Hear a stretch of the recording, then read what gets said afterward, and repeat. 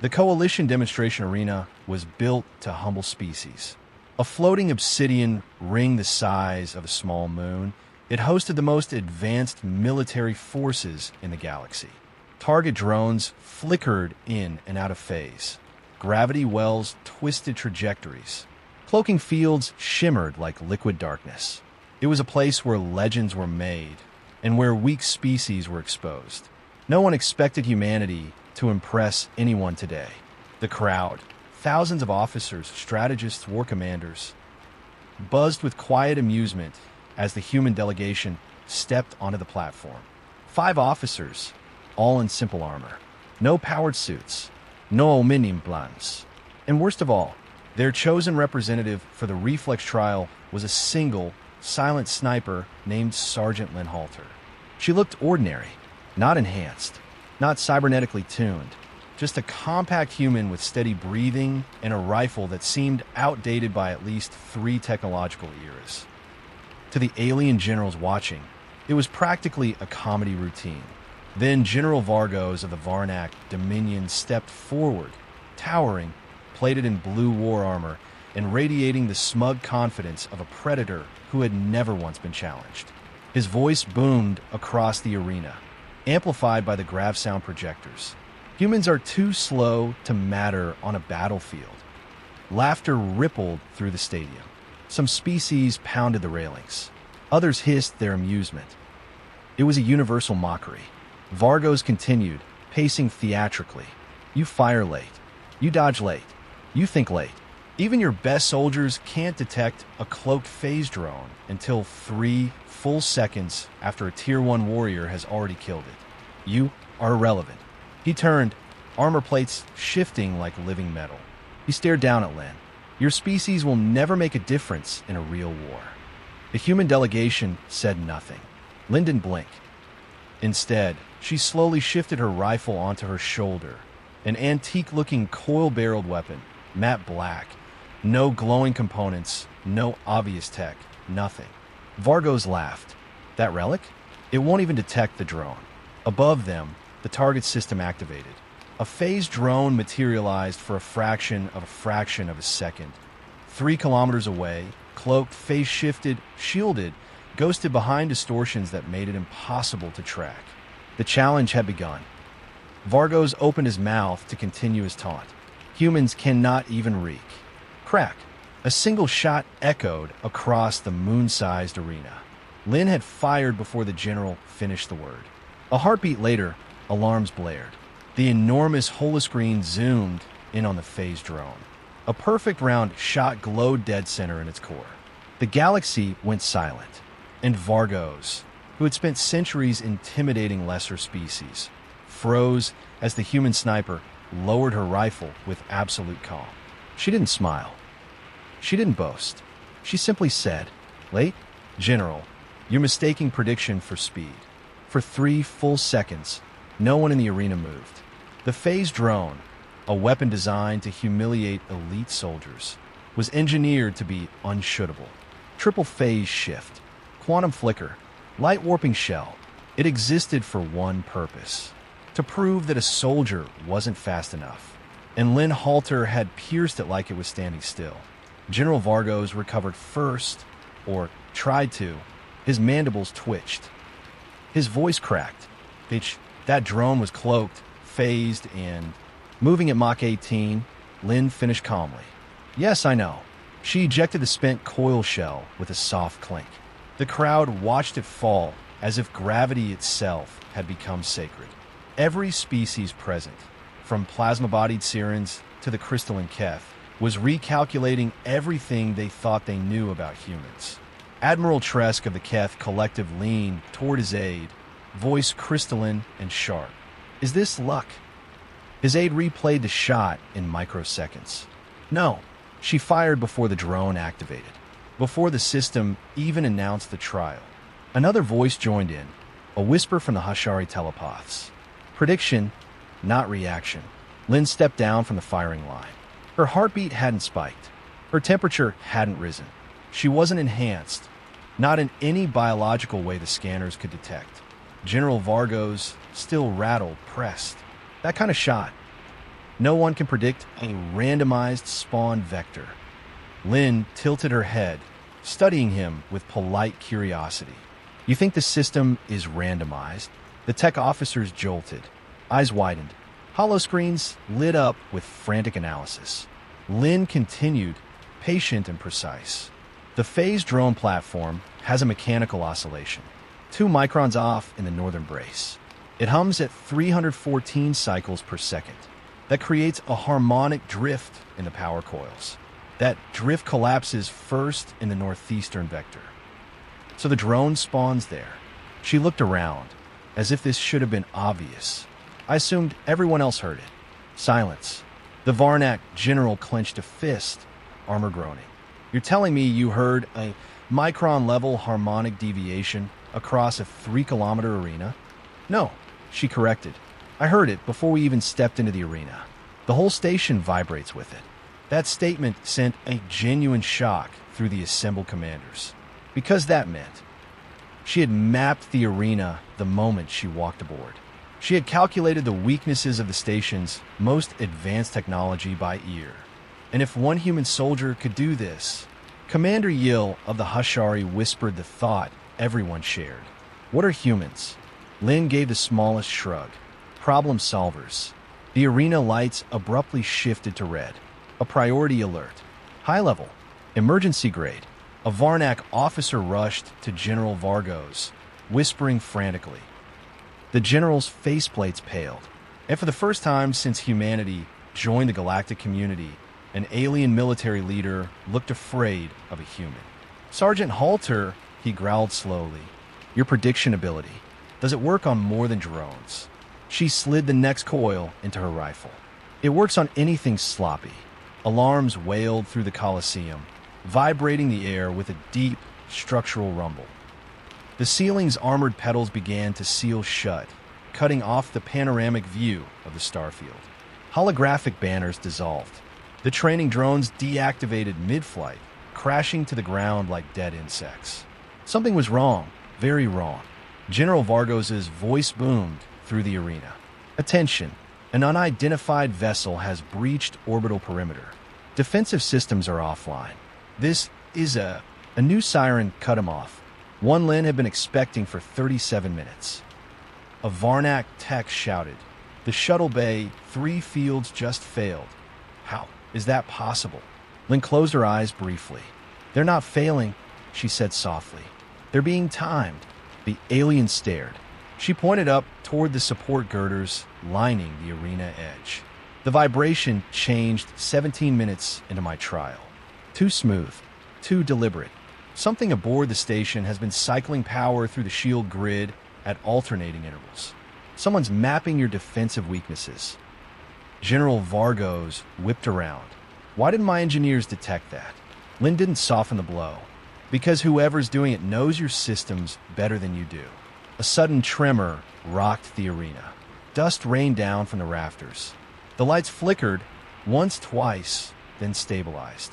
The crowd panicked, bolting for exits that were already sealed by emergency lockdown. A Keth tactician accessed the station feed, then froze. General, you need to see this. The holoscreen expanded into the air, revealing a hulking silhouette drifting just outside weapons range.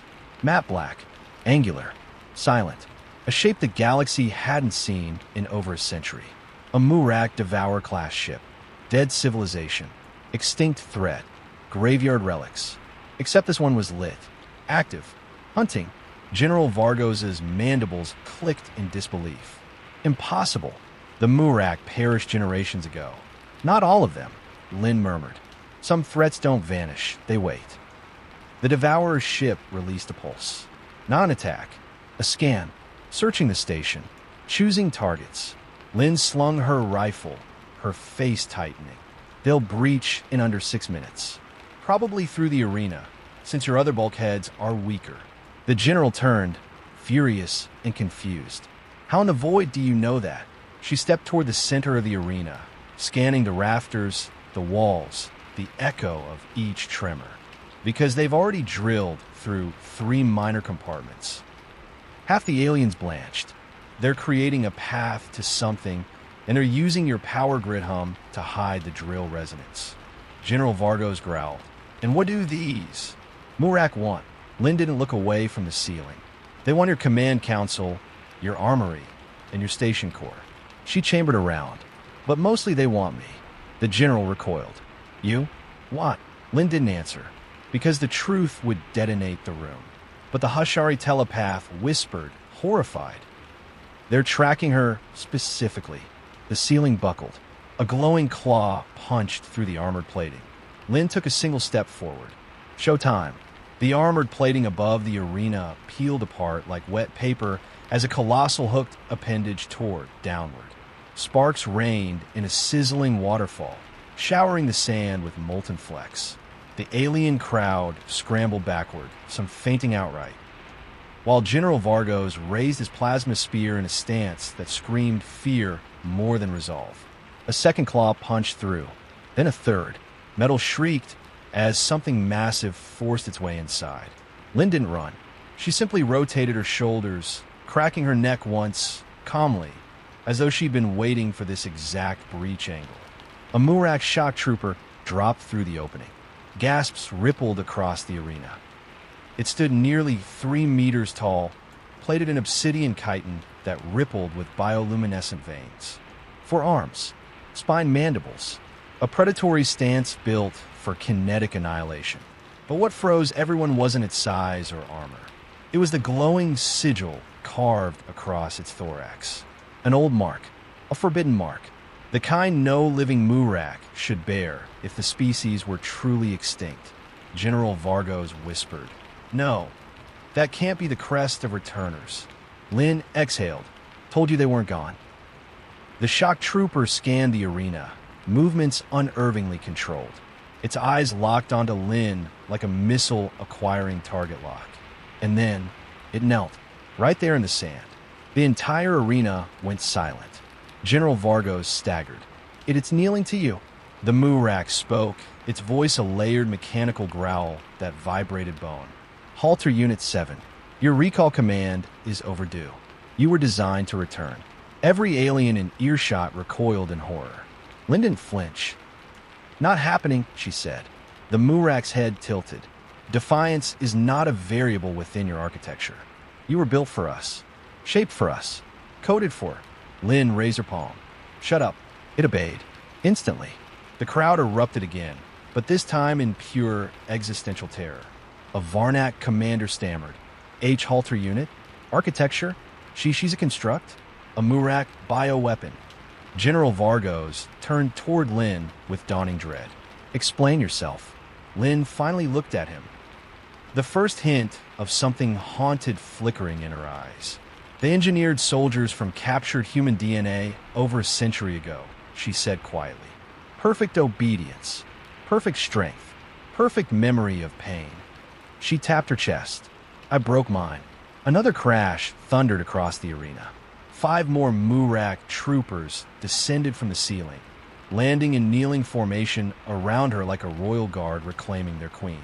Every alien drew back. Weapons raised. Desperation soaked the air. General Vargos shouted, Are you a threat to this station? Lynn's voice stayed calm, but colder than vacuum. I'm only a threat to them. She pointed at the kneeling troopers, and they're about to stop kneeling.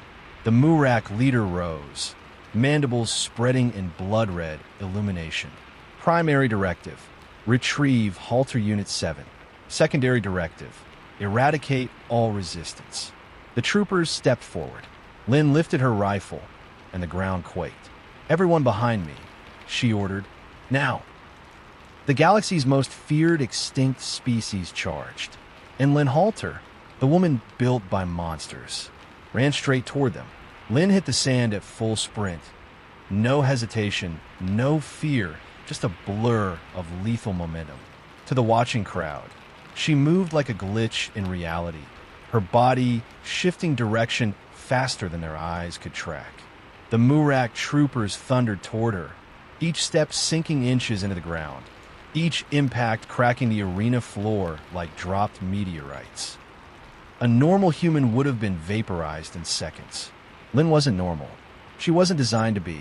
The first shock trooper lunged, for arms snapping open like a bear trap of bone and chitin. Lynn dove under its swipe, planted her boot, and pivoted with a torque that made her spine sound like a loaded crossbow. Her palm slammed into the Murak's sternum. A human hand shouldn't launch a 3-meter monster backward like it weighed nothing. But the Murak went skidding across the arena, carving a trench in the sand. The arena erupted. Some aliens screamed. Others cheered. Most simply stared as their understanding of physics died horribly. General Vargos wasn't cheering. He was calculating. Halter strength scale. No, that impact was beyond recorded models. Has she grown stronger? He didn't have time to finish the thought. 2 Murak charged her from both sides, claws angled to sever her limbs cleanly. Lynn vaulted straight upward, caught both their mandibles mid-air, and used their own momentum to flip herself over them, kicking one into the ground so hard its exoskeleton cracked. The second she twisted, slammed into a pillar, and pinned by the throat. The Murak hissed. Defective unit returned to... Lynn crushed its airway with one hand. Already told you, I'm not yours. She dropped the body as its bioluminescent veins dimmed. 3 more Murak troopers surrounded her now, adjusting their approach. They no longer underestimated her. Their movements became synchronized, subroutines kicking in, forming a tactical kill net designed for eliminating rogue constructs. General Vargos shouted from the stands, "Cadre, ready heavy weapons." Lynn snapped her head toward him. "No, you fire, and they'll trigger a fallback cascade. This station goes with them." A wave of fear washed through the crowd. The Murak leader advanced slowly, mandibles clicking in a cadence that sounded almost ritualistic. "We built you to obey, not to evolve. You were a weapon, not a person." Lynn stared him down, teeth gritted hard enough to crack. "You built me wrong, then." The Murak troopers attacked as one. A synchronized wall of claws, blades, and killing force. Lynn didn't block. She didn't dodge. She stepped into the assault, her hands blurred, redirecting each strike by millimeters, letting the Murak's own strength tear into their allies. She twisted joints, crushed pressure points, and carved precise damage into chitin that was supposed to be unbreakable. For the first time since their creation, the Murak hesitated. Unit 7 malfunctioned. Lynn grabbed the leader's mandible, pulled him down to her eye level, and whispered, "I'm not malfunctioning. I'm free." Then she tore his mass plate off. The arena fell to dead silence as the largest Murak trooper hit the ground, defeated. But Lynn didn't look relieved. She looked afraid. Not of the Murak, but what came next, because a low rumble vibrated through the floor, deeper than any footsteps. General Vargos felt it too. "What now?" Lynn breathed out slowly. They didn't come alone. That was just the collectors. She glanced up at the ceiling. The real one is arriving. The lights across the arena flickered one by one. A shadow eclipsed the skylights, and something enormous, larger than the arena itself, began lowering toward the station. The arena plunged into a thick, humming darkness as the shadow spread across the skylights. Conversations died mid-breath. Even the Murak corpses seemed to shrink beneath the weight of what approached. A sound followed, deep, resonant, layered like the groan of tectonic plates shifting under pressure. It wasn't footsteps. It wasn't machinery. It was a heartbeat. A heartbeat so powerful the entire station vibrated with each thud. General Vargos stared upward, jaw rigid. That can't be. The Prime Brood was wiped out in the Purge War. Lynn kept her eyes locked on the ceiling, voice low and steady. You didn't wipe them out. You only made them desperate. A slab of reinforced alloy overhead bulged inward, metal bending as if being pushed by an invisible hand. Light cracked through the fissure, followed by a web of fractures. Then the ceiling collapsed. A shape descended through the dust and debris, massive, ancient, scarred by centuries of warfare. Its silhouette alone dwarfed the arena. Its mandibles were thicker than armored plating, etched with glowing runes that pulsed with a sickly luminescence. 6 eyes blinked open, each one a swirling galaxy of gold and black. The creature was alive. The air seemed to bend around it, and every alien in the stands instinctively dropped to one knee. Murak Prime, Vargos breathed. The origin forged the first hunter. Lynn's muscles locked. Even she couldn't hide the tremor running through her chest. Not fear, recognition. A booming voice echoed, not through sound, but through every mind in the arena. Unit 7. The crowd clutched their skulls, overwhelmed by the psychic pressure. General Vargos fell to one knee, gritting his teeth against the mental weight. Lynn stayed standing. Barely. She stared straight into the Prime's swirling eyes. Don't call me that. The Prime descended further, lowering a massive limb into the arena. Its claws were larger than her entire body. Yet it didn't attack. It traced the ground around her, each movement delicate, almost ceremonial. We made you stronger than them. Faster, more resilient. You are our heir, the last piece of the broken gene forge. Lynn spat on the sand. I'm nobody's heir. A ripple of psychic irritation washed across the arena like a heat wave. We did not come to take you. Lynn's heart froze. We came because we are dying. The arena murmured, aliens whispering in disbelief, others shaking in horror. Murak Prime continued. Our species cannot endure. Our forge is broken. You, the perfect cycle, are required to rebuild the brood. Vargos staggered to his feet, face pale. They want to breed a new army through her. The Prime's mandibles widened in what might have been a smile, if gods could smile. Not an army, a dynasty. Lynn's fist curled. I'm not rebuilding anything. You tortured me, hunted me, used me. The Prime's voice thickened into something almost mournful. We did not come to force you. It leaned closer, its breath steaming the sand. We came to warn you. Silence. Then, the ones who destroyed us are coming for you next. A shockwave of dread rolled through the arena. General Vargos shouted, Who? What is coming?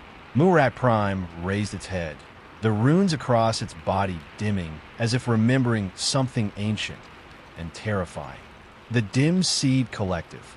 Lynn felt her blood turn cold. She had seen that name once. A fragment of data buried in a corrupted lab file. The only species the Murak ever feared. Murak Prime continued. You have 7 cycles to prepare. Then the hidden fleets will rise. It lifted its colossal frame back toward the broken ceiling. And they will not stop. Lynn whispered. What do you expect me to do?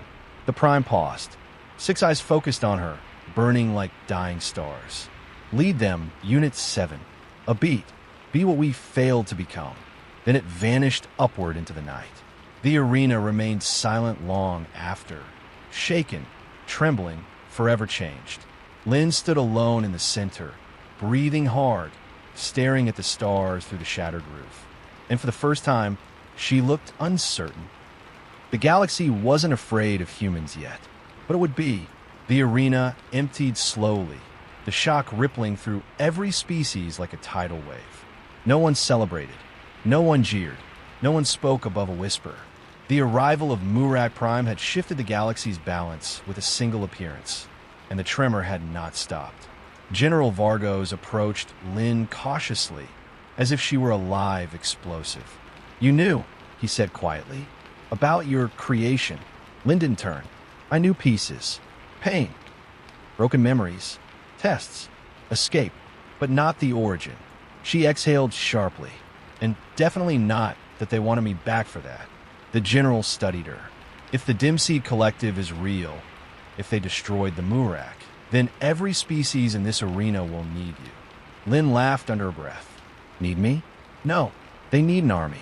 They need someone who can think like the Murak but fight like a human, Vargos corrected.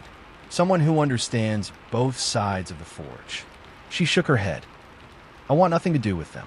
You saw what they did to me. To other children. To their own soldiers. And yet, Vargos said, they came to warn you. That wasn't a warning, Lynn snapped. That was desperation. The Murak don't share information unless they're too weak to hoard it. Then that should terrify us even more, the general replied. The words hung between them like a blade.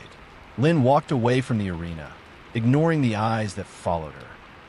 Security officers, diplomats, warriors, all staring at her like she was a prophecy made flesh. In the quiet of a dim hallway, she pressed her forehead against the cold metal wall. The memories she tried to suffocate came roaring back. White lights, metal tables, needles, a voice whispering, Unit 7 shows promise. She clenched her fists until her knuckles whitened. No more cages, no more experiments, no more destiny imposed by monsters. Her comm pad buzzed. A message from Colonel Adissa on Earth. Report immediately. Threat level. Extinction. We saw the broadcast. We're preparing a team. Lynn swallowed hard. Earth knew. Human Command knew. And they wanted her involved. A door slid open behind her. It was Vargos again, but now he wasn't wearing his formal armor. He looked smaller, older, tired. Captain, he said softly, I know what they did to you. But if this dim seed collective is coming, if they consume entire species, then whatever they put into you, he paused, searching for the right words, may be the only weapon we have. Lynn turned, eyes sharp. Weapon? Is that all I am to the galaxy? No, Vargos said. But when the end comes, you will be the one thing standing between life and oblivion. You can choose not to help. You can choose to walk away. But the dim seed won't care. They won't stop at tearing down the Murak. They will come for us. For you. For Earth. Silence. Then he added, voice nearly breaking. And I do not want to die without giving this galaxy a fighting chance. Lynn met his gaze. For the first time, she saw past the uniform. He wasn't a general. He was just another person terrified of the dark. She straightened slowly. I won't fight for the Murak, she said. Never for them. Vargos nodded. But Lynn continued, I'll fight against whatever scared them. The general's eyes widened. Then you'll lead the coalition response. No, Lynn said. I'll train the ones who do. A slow, fierce resolve burned in her chest. Not destiny, not obligation. Choice. If the dim seed are coming, she whispered, then we teach the galaxy how to think like humans. And how to survive like humans. Vargos exhaled shakily. Then the first step, he said, is understanding what the dim seed really are. Lynn nodded. Then let's find someone who knows. Behind them, deep in the arena shadows, a pair of golden black eyes blinked once. Watching, deep beneath the arena, past maintenance corridors older than the Alliance itself, Lynn and General Vargos entered a restricted chamber lit only by flickering emergency lights. The air felt colder here, thinner, like something ancient had drained the warmth from the walls. A containment field shimmered at the center of the room, holding a single crouched figure inside a sphere of translucent blue energy. Vargos lowered his voice. Found 2 cycles ago, drifting in an escape pod. No ID. No records. Only one phrase repeated during interrogation. What phrase? Lynn asked. The general swallowed. They're waking. Before Lynn could respond, the creature inside the field lifted its head. It wasn't monstrous. It wasn't armored. It wasn't anything like the fearsome images in Murak military archives. It looked like a thin, pale humanoid with elongated limbs, dark veinous skin, and eyes that shimmered like liquid silver. Fragile, silent, terrifying precisely because it didn't need to be terrifying. It observed Lynn with unsettling calm. You smell of the broken forge, the dim seed whispered. Its voice wasn't sound. It resonated inside their skulls like a faint echo. You are not Murak, yet you carry their flaw. Lynn crossed her arms. I carry their anger, not their obedience. The creature tilted its head. Then you carry their greatest mistake. She didn't flinch. Tell me what your collective wants. The dim seed blinked slowly. We want what we always wanted. Silence. Vargos clenched his jaw. Clarify. The creature leaned forward, the containment field trembling under a pulse of psychic pressure. Life is noise, chaos, waste. The Murak resisted purification. You will resist more violently. So you want to wipe out every species? Lynn asked. No, Its voice softened into something almost serene. "We want to return the universe to its original state. Empty, quiet, perfect." Vargos exhaled. "Extinction on a cosmic scale." The dim seed continued. "The Murak built soldiers. They built you, a weapon of adaptation, unpredictability, disobedience. Their creation failed. You escaped. You disobeyed." Its silver eyes brightened. "Which is why you're dangerous to us." Lynn stepped closer. "The Murak Prime said you destroyed them." A slow, eerie smile crept across the creature's face. "Destroyed? No. We unmade their civilization, their minds, their planets, their future." But the Prime hid. A faint tremor ran through the chamber. "It hid you." The lights flickered violently. "Why warn us now?" Vargos demanded. The dim seed answered with a whisper that felt like frost crawling across bone. "Because the great silence begins with the world's closest to dark space." Its eyes locked on Lynn. "You must choose where you make your stand." The containment field strained, alarms chirping. "Choose what?" Lynn asked. The creature's form began dissolving, breaking into particles of shimmering dust. "Choose," it whispered, "who dies first." With a final psychic pulse, the creature's body disintegrated entirely, leaving only a void of falling silver dust inside the containment sphere. The alarms fell silent. Vargos stared in horror. Itself erased. Lynn closed her eyes. The Murak wanted her to lead. Humanity wanted her to return. The dim seed wanted her dead. And the galaxy wanted a savior. She was none of those things, but she was human. And humanity had a long history of fighting things that wanted the universe quiet. She opened her eyes, voice cold as steel. "General, get me a ship." Vargos blinked. "To go where?" Lynn stepped toward the exit, her silhouette framed by the cold blue light. "To the first world the dim seed will target." "And what then?" he asked. Lynn didn't slow. "Then we make enough noise to shake the universe awake." The door sealed behind her as alarms began to echo throughout the station. The first warning chime of an approaching cosmic storm. The dim seed had begun to wake, and humanity would be waiting.